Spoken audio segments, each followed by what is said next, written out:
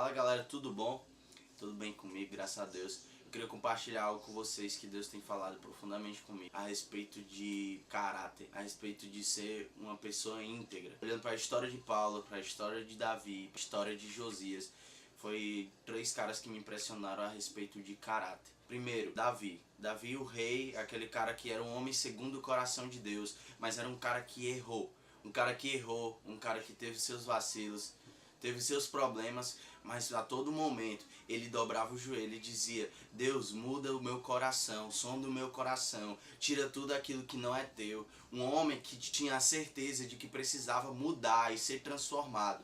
Não porque era um homem com falhas e falhas de caráter, mas porque ele era um homem que precisava de Deus e dependia de Deus. E isso era integridade. A integridade não é ser um cara com falha nenhuma, com o melhor caráter que existe, com as melhores falas, com o melhor jeito de agir, mas uma pessoa que conhece a necessidade que ele tem de receber aquilo que vem de Deus. Isso que é uma pessoa íntegra, alguém que busca ser melhor a cada dia, por meio de Jesus Cristo, por meio de Deus, aquele que pode sondar os nossos corações, aquele que conhece o mais profundo do nosso ser. A outra pessoa, que foi Josias, me impressionou porque ele era uma pessoa que foi criada para fazer as coisas certas. E ele começou fazendo as coisas certas, mas a partir do momento que ele foi reconstruir o templo, algo mudou nele. Porque um dos profetas, um dos levitas acharam o Torá. E quando ele achou o Torá, Josias, mesmo tendo passado anos fazendo a coisa certa, ele começou a mudar cada vez mais quem ele era em Deus. Ele se tornou um cara também que realmente mostrava o caráter de Deus para todas as coisas.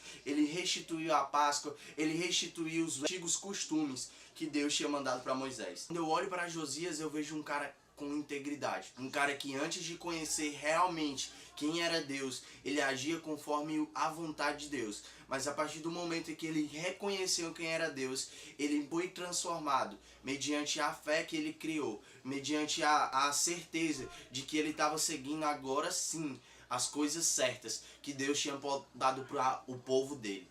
E a terceira pessoa era Paulo.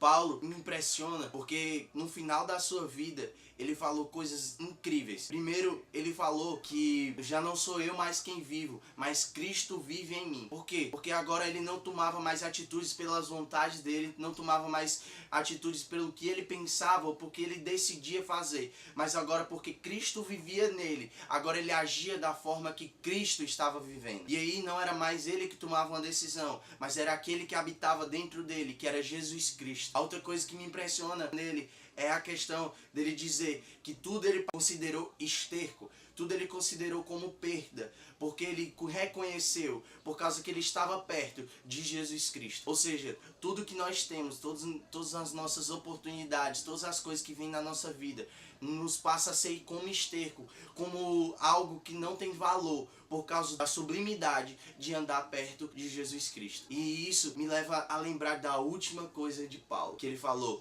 combati o bom combate, acabei a carreira, guardei a fé. O que ele quer dizer com isso é que ele continuamente ele estava num combate pela fé dele, pelas certezas, pelas convicções que ele tinha. E depois ele acabou esse combate, ele acabou essa carreira guardando a fé dele, guardando a certeza e a convicção de todas as coisas que Jesus tinha falado para ele, com todas as certezas que Jesus tinha colocado no coração dele, e não mais por algo que ele pensava ser, por alguém que ele pensava ser, mas por alguém que ele se tornou por causa de Jesus Cristo.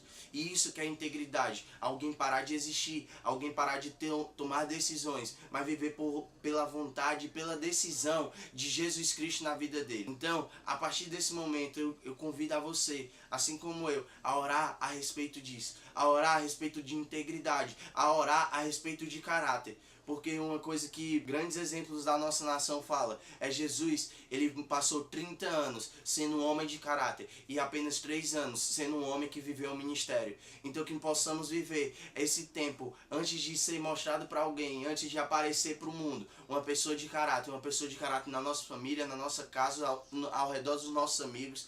Porque quando nós formos expostos a viver e a cumprir o ID, possamos mostrar o nosso caráter dentro e fora de casa. Então eu convido a você a tomar essa atitude e a viver por meio de integridade e caráter em Deus. E é isso, galera. Valeu, falou.